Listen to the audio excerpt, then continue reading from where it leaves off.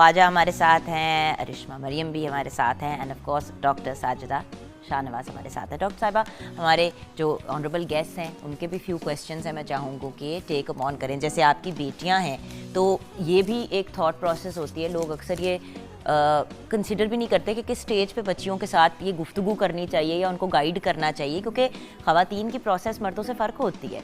तो बेटे आप क्या पूछना चाह रहे थे अरिश्मा? ये PCOS क्यों होता है? PCO, हर फोरम पे आजकल पॉलीसिस्टिक ओवेरियन सिंड्रोम की बात हो रही है, कुछ समझ ही नहीं आ रही कि क्या है।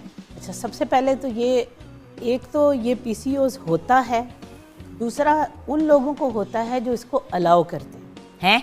यस, मैं आपको बताती हूँ। हमारी बॉडी, कभी आपने DNA मैथिलेशन पढ़ा हो, अगर कोई साइंस का स्टूडेंट यहाँ बैठा हो, होता क्या है कि हमारी बॉडी में अल्लाह ताला की तरफ से जेनेटिक मटेरियल जो माँ बाप की तरफ से होता है वो वैसे ही ट्रांसफ़र होता है। ठीक है, जब ये जेनेटिक मटेरियल ट्रांसफ़र हो जाता है तो इसके ऊपर लॉक लगे होते हैं और वो लॉक को सही रखने का काम करता है मैथिलेशन, DNA मैथिलेशन प्रोसेस। और DNA मैथिलेशन उस वक्त तक होती है जब तक हम अच्छी डाइट, वो डाइट जो ह्यूमन के लिए बनी है, हम जो आजकल डाइट खा रहे हैं वो ह्यूमन बीइंग के लिए नहीं बनी, वो शायद किसी और खलाई मखलूक के लिए बनी है। तो जब हम वो डाइट ले रहे हैं तो हमारा DNA मैथिलेशन प्रोसेस बेहतरीन काम कर रहा है। ठीक है, तो उसमें आपका जो जेनेटिक एक्सपोजर अगर आपकी पेरेंट्स में से किसी को था, फैमिली में है, तो वो एक्सपोज नहीं होगा। आप उसको मफल करके, कीमोफ्लाज करके सारी ज़िंदगी जो आपका लाइफ स्पैन है वो अच्छा गुजार सकते हैं। जब हम ऐसी डाइट और ऐसी एनवायरनमेंट में आना शुरू होते हैं तो क्या होता है कि आपका ये सारा डैमेज, जो कुफल लगने वाला सिस्टम था ना, जो लॉक को ताले लगे हुए थे, वो खुल जाते हैं और जो लॉक के अंदर वाला सारा प्रॉब्लम बाहर आ जाता है। और that is called polycystic ovarian disease. इसमें ये एक डिज़ीज़ नहीं है, ये बाकायदा तौर पर एक सिंड्रोम है। इसका मतलब है कि प्रॉब्लम एक है लेकिन इसने हमारे हर ऑर्गन को, लड़कियां मेरे पास आती हैं ख़वातीन, उनको यही होता है कि जी हमें स्किन का प्रॉब्लम हो गया है।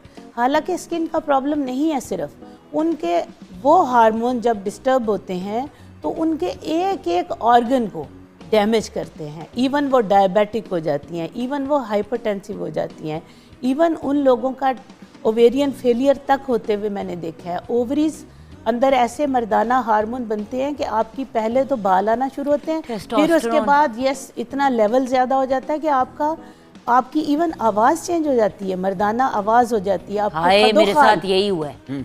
नहीं, हमारा तो बोल बोल के प्रॉब्लम मेरे का थोड़ा सा लाइट हम जो ज़्यादा बोलते हैं ना उसकी वजह से मेरा और जुगन का वो मसला है। हाँ, बाहर है माशा मर्दों की तो नहीं बोल रही है माशा जी, बिल्कुल। हाँ, तो सारा दिन मैंने 50-60 लोगों से ये बात करनी होती है। तो ये है आपका एनवायरनमेंट, खाने पीने का आपने जो सिस्टम है, अगर आप ठीक कर लोगे और अपना लाइफस्टाइल जिसमें अल्लाह ने रात दी है सोने के लिए, ठीक है, अगर उल्लू की तरह जागना है तो फिर उल्लू वाले काम भी होना शुरू हो जाते हैं। ओके, अच्छा आप कुछ पूछना चाहेंगे? मैं यही पूछ रहा था कि जैसे मैंने अपने भाई का बताया आपको, तो जैसे 9 बहन भाई हैं और वो बिल्कुल हम बच्चे हैं। जो मेरी भाभी है उसकी भी जो बहनें हैं, पूरी फैमिली में बच्चे हैं। उन दोनों के क्या मामलात हैं कि क्यों नहीं वो कंसीव? उन दोनों के मामलात जब तक मैं देखूंगी नहीं, क्योंकि हर इंडिविजुअल डिफरेंट है। ठीक है, मैंने अभी आपको कहा कि हर हस्बैंड, हमारे पास कोई चीज़ नहीं है, we have to go to for tailor made approach. और उसके लिए वही बात है कि टेलर साइज लेगा तो देखेगा कि कैसा ड्रेस पहनना। लेकिन बात ये है ना कि भाई आप लोग एज अ फैमिली जो चीज़ कर सकते हैं, सपोर्ट एंड इनकरेज कि बेटे जाओ कराओ। आपने कहा ना सबसे छोटा है भाई आपका, तो उसे लाड किया, उसे प्यार किया कि बेटे चल हम तुम्हारे साथ चलते हैं, अपॉइंटमेंट पे साथ चलेंगे, तुम दोनों अंदर चले जाना, हम बाहर कर लेंगे। ये इन चीज़ों से बड़ा फर्क पड़ता है। अच्छा मैम, आपका इस तरफ रुझान क्यों हुआ, मतलब फर्टिलिटी और इस चीज़ की तरफ क्यों आप आई? जुगन, मेरी जो लाइफ में ना, मेरी खाला जो थी ना, वो मेरे लिए बहुत सपोर्ट थी, मेरा आइडियल थी। तो हमारी एक ही खाला होती थी और हम लोग, उनके हस्बैंड जो थे वो एक छोटे से क्लर्क थे, तो उनको बच्चे नहीं थे। मैं उनके साथ, मैं छोटी सी थी शायद, तो मेरा नया जे हमीद लतीफ़ हॉस्पिटल में IVF स्टार्ट हुआ। वो गई बड़े शौक़ से कि शायद टेस्ट ट्यूब बेबी से मेरा भी बच्चा पैदा हो जाए। जब वो गए तो उन्होंने बताया कि आपका ना टेस्ट ट्यूब बेबी हो सकता है और इसका ख़र्चा बहुत है। तो जब वो बाहर आई ना, तो उन्होंने हज़ारों कतार रोना शुरू कर दिया अच्छा, मैं साथ थी, छोटी सी थी, शायद मैं स्कूल गोइंग थी, तो मैंने अपनी खाला को हक किया और मैंने कहा खाला आप क्यों परेशान हो रही हैं, मैं करूँगी ना, मैं आपका IVF करूँगी। तो मेरी खाला ने रोते हुए कहा कि हाँ, जब तुम IVF करोगी तो शायद हो सकता है हमारी हड्डियाँ भी गल गई हों।